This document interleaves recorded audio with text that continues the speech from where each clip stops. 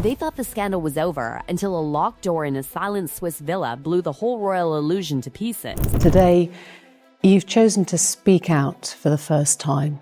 Why have you decided? When snow doesn't just fall in Verbia, it buries things. Footprints, footsteps, and apparently secrets a prince prayed would never see daylight. For nearly 2 years, that luxury chalet sat frozen in time. Shutters closed, fireplaces cold, as if the mountain itself had agreed to keep quiet.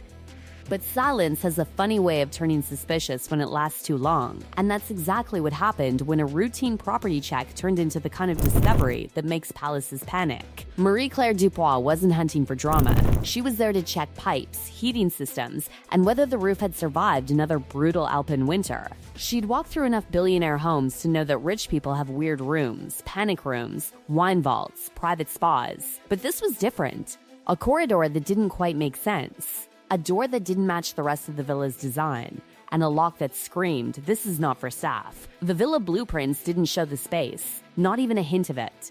As far as official records were concerned, that section of wall was supposed to be solid, just architecture, nothing behind it. Except there was something behind it, and the harder she looked, the stranger it felt. Instinct kicked in, the kind you develop when you've worked around powerful people long enough to recognize the scent of something being hidden. She made a call to London to the Duke's legal representatives. The response came fast. Too fast. Leave it alone. Personal items. Family keepsakes. Nothing important. The kind of calm explanation that feels rehearsed, like someone had been waiting for this question.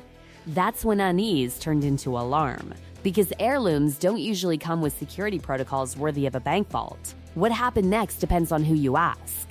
Some say she acted out of legal caution. Others whisper about media tip-offs and life-changing payouts. Whatever the motive, within days, that quiet chalet became the center of a storm. Police, lawyers, specialists, and one very expensive lock that finally gave up its secrets. Behind that door wasn't treasure. It was history, paper, files, records. The kind of meticulously organized archive that doesn't belong in a holiday home, it belongs in a war room. Filing cabinets lined the walls like soldiers standing guard over decades of a life that had clearly been documented with extreme care. Not sentimental scrapbooks, strategic records, financial trails that zigzagged across borders, letters with names that raised eyebrows the second they were read. Photographs, some ordinary, some deeply uncomfortable in context, all labeled, dated, categorized. This wasn't chaos, it was insurance, a private backup plan, a prince's version of just in case. And then there were the connections everyone already knew about, but never like this. Associations that had been publicly brushed off as poor judgment suddenly looked a lot more deliberate when matched with travel logs, correspondence, and transactions that didn't quite line up with previous explanations. What had once sounded like awkward excuses now clashed with what appeared to be a paper trail that told a much longer, more complicated story.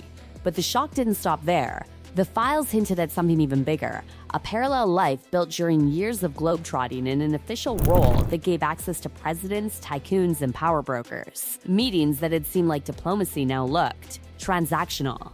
Introductions, favors, opportunities, the kind of blurred lines that make watchdogs nervous and institutions sweat. Swiss authorities suddenly found themselves holding material that wasn't just embarrassing, it was explosive.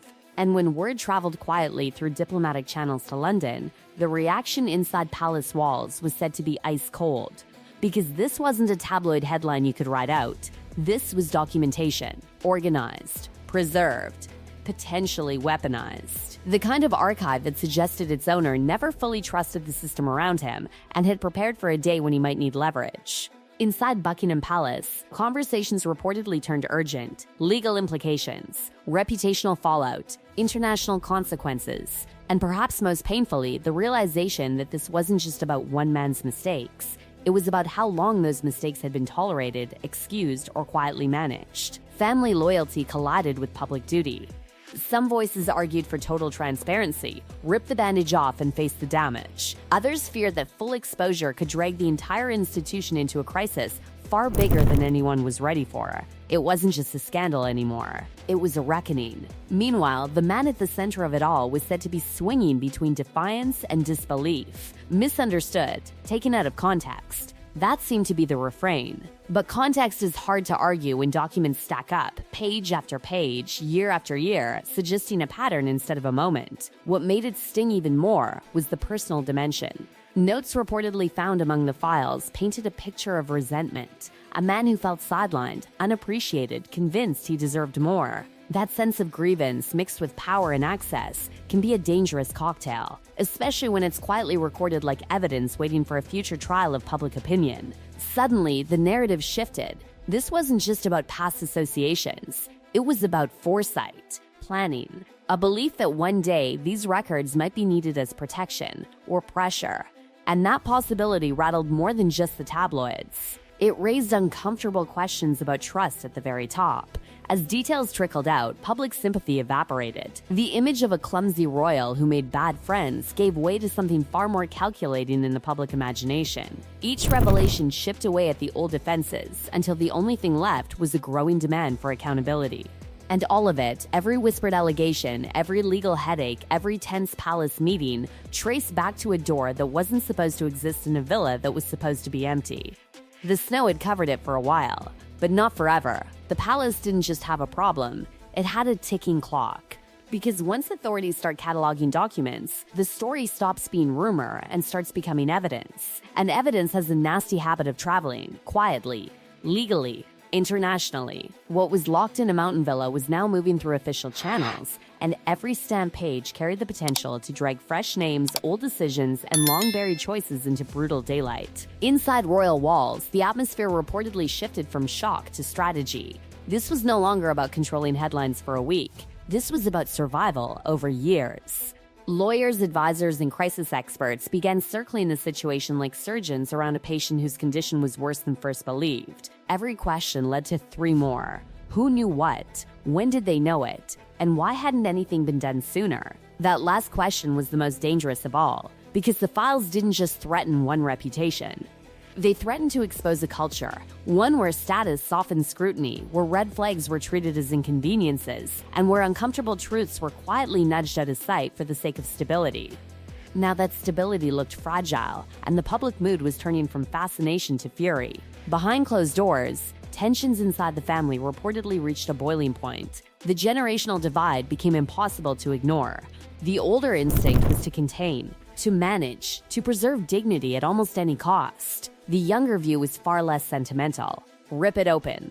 Face it. Survive honestly or don't survive at all. That philosophical clash wasn't abstract. It had a name attached to it, and it was the man whose hidden archive had detonated in the Alps. There were said to be heated exchanges about what consequences should look like. Not symbolic gestures, real separation. No quiet reappearances at carefully chosen events. No slow rebranding.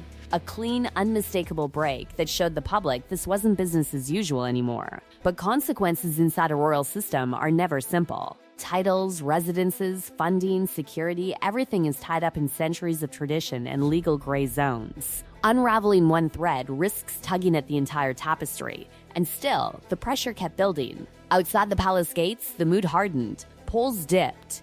Commentators who once defended the monarchy began asking whether loyalty had crossed into complicity. Younger generations, already lukewarm about inherited privilege, looked at the unfolding saga and saw confirmation of their worst assumptions. The scandal had evolved. It wasn't just salacious anymore, it was structural. People weren't only asking what he had done, they were asking how the system around him had allowed it for so long. Meanwhile, life for the man at the center of it all reportedly shrank to a narrow, uncomfortable routine. Once surrounded by aides, invitations, and deference, he now faced long stretches of isolation, punctuated by legal briefings and grim headlines. The world he had known, handshakes, access, influence, had evaporated, replaced by a slow, grinding loss of status that hurt far more than any single public humiliation. And yet, insiders whispered that he still believed, deep down, that history would be kinder than the present, that context would redeem him. that the storm would pass. But storms fueled by documents don't pass easily. They leave records, trails, consequences that unfold in courtrooms and committees, not just newspapers. For his daughters, the situation was said to be emotionally brutal, loyalty to a father colliding with the reality that every fresh revelation made public defense more impossible. Their own lives, careers, and reputations now existed in the long shadow of choices they hadn't made but couldn't escape. Love doesn't switch off, but it can become heavy, complicated, and painfully quiet. On the global stage, the ripple effects spread further than anyone expected. Foreign governments revisited past meetings. Business figures re-examined old associations. Investigators in multiple countries quietly compared notes. The villa's contents had turned into an international reference point, a shared puzzle with pieces scattered across borders. Back in London, reform talk stopped being theoretical. Financial oversight, clearer rules about outside dealings, tighter boundaries between public duty and private enrichment. Measures that once sounded radical were suddenly described as necessary modernization. Survival demanded visible change, not just polished statements. And through it all, one uncomfortable truth hovered over every strategy meeting and family discussion: this disaster hadn't come from enemies, rivals, or political attacks. It had come from within, from entitlement left unchecked, from warnings that hadn't been loud enough or hadn't been heard. The Swiss villa, once just a luxury retreat, had become a symbol, not of glamour, not of escape, but of what happens when power believes it's insulated from consequence. Behind those now famous walls, a private archive had quietly waited for the day it would matter. And when that day came, it didn't just shake one man's life. It forced an entire institution to look in the mirror and decide what kind of future it wanted. Because in the end, the biggest shock wasn't that secrets existed. It was how carefully they had been saved.